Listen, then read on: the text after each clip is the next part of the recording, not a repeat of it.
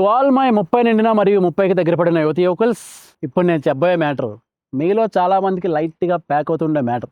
అమ్మో 30 వచ్చేస్తుంది, ఏదో రకంగా ఏదో జాబ్లో సెట్ అయిపోవాలి, లేదంటే మళ్ళీ దొరకదేమో. అమ్మో 30 వచ్చేస్తుంది, ఎవరినో ఒకరిని పెళ్లి చేసుకోవాలి, లేదంటే మళ్ళీ పిల్లని ఇవ్వరేమో. అమ్మో 30 వచ్చేసింది, ఇక పిల్లలుగానే లేకపోతే మళ్ళీ పుట్టరేమో. హే, ఇదే ఆలోచిస్తున్నావా? గురు గురు గురు బయట బయట బయట ఈ విషయం నీకే. రిలాక్స్, మంచినీళ్ళు లాగు. 30 వస్తే ఏంటి గురు? So what? The tension of 30 is nothing but the mix of fears, comparisons and confusions. Pressure తీసుకో గురు, are the only treasure to you. 30 వచ్చేలోపు అన్ని రకాలుగా సెట్ అయిపోయి, లేదంటే ఏమీ చేయలేవు అని చెప్పి సొసైటీ మొదటి నుంచి మన మీద రుద్దిందే తప్ప, కొంచెం లాజికల్గా ఆలోచించు. 30 వస్తే ఆధార్ కార్డులో నీ పేరైనా మారిపోద్దా? 30 వస్తే నీ ఫేస్ అయినా మారిపోద్దా? 30 వస్తే నీ మీద ఏమైనా ఎక్స్ట్రా జిఎస్టీలు గవర్నమెంట్ ఐదుగురు? రిలాక్స్, నీకది జస్ట్ 30, కానీ బయట వాళ్ళకే 30. ఈ సోకాల్ సొసైటీలో ఎలా అయినా సరే సర్వైవ్ అయిపోవాలని ఓ జుట్టు పీక్కోకు గురు.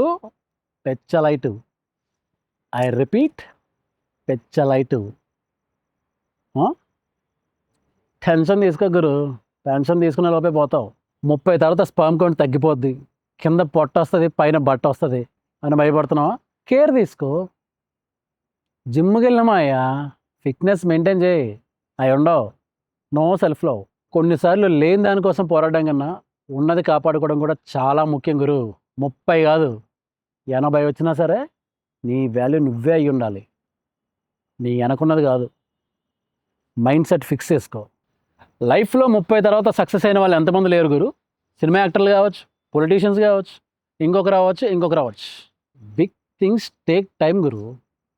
ఓకే, వాళ్ళు వీళ్ళు కంగారు పెడుతున్నారని చెప్పి ఏం సమాధానం అని చెప్పాలో తెలియక నువ్వు కంగారు పడి బురదలో అడిగేసావంటే నీ ప్రొఫైల్ చిరిగిపోద్ది. లైఫ్లో ఎలాంటి సిచ్యువేషన్లో ఉన్నా సరే నీ దగ్గర ఎప్పుడో ఒక ఆన్సర్ ఉండాలి గురు. అందరికీ అన్నీ ఒకే టైంలో జరగవు. Maintain some clarity. పోనీ రేపు పొద్దున నీకు ఏదైనా పెద్ద ప్రాబ్లం వచ్చేసినా సరే ఇళ్ళలో ఎవరు వచ్చి తుడిచేసి వెళ్ళరు, మళ్ళీ నీకు నువ్వే కడుక్కోవాలి. సో నీకు నువ్వే చచ్చిపోయినా సరే పర్వాలేదు, నీకు నువ్వుగానే పోవాలి. ఇప్పుడు నీకు 3 విషయాలు నేను చెప్తా, గుర్తుపెట్టుకో. ఫస్ట్ ఆఫ్ ఆల్, నీ లైఫ్ని ఎవరితోని కంపేర్ చేసుకోకు. నువ్వు సెపరేట్గా పుట్టావు గురు, అందరితో కలిసి కాదు. మెయింటైన్ సమ్ సెల్ఫ్ రెస్పెక్ట్ గురు. రెండోది, నీలో ఉన్న భయాలన్నీ తీసేసాయి, ఎందుకంటే అవి నీవి కాదు. నీ ఫ్యామిలీ, నీ రిలేషన్స్, నీ సొసైటీ నీ మీద వేసిన భారాలు. ఎందుకు మోస్తున్నావు? దించు. 30 దాటితే పిల్లని ఎవరన్నా భయమా? 30 దాటితే ఫైనాన్షియల్గా స్ట్రాంగ్గా ఉండవేమో భయమా? లేదు నీ వల్ల ఎక్కడ నువ్వు తక్కువ అయిపోతావేమో భయమా? ఇంకా ఇన్ని భయాలు పెట్టుకుంటే గురు, నీ రియల్ ఫ్రీడమ్ ఎక్కడున్నట్టు? అన్నీ వదిలేసాయి. ఒక్కసారి అన్నీ వదిలేసి చూడు, లైఫ్లో అసలు ఫ్లేవర్ అప్పుడే మొదలవుతుంది. లేదు ఏదో రకంగా నేను ఇదే గుంపులో మేనేజ్ చేసేద్దాం అనుకుంటే మాత్రం చెప్తున్నా గురు,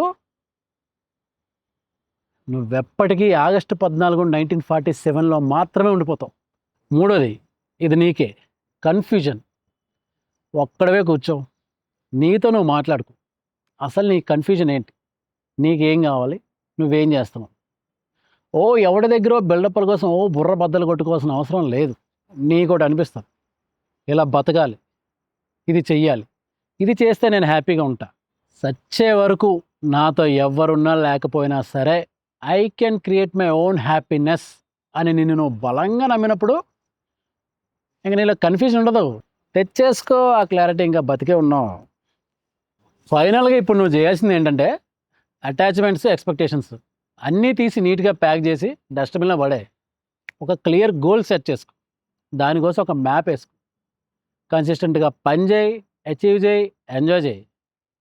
వన్ ఫైన్ డే చచ్చిపో, అంతే జీవితం గురు. లేట్ అయినా పర్లేదు, కానీ లే. गुरु बैठो बैठो गुरु।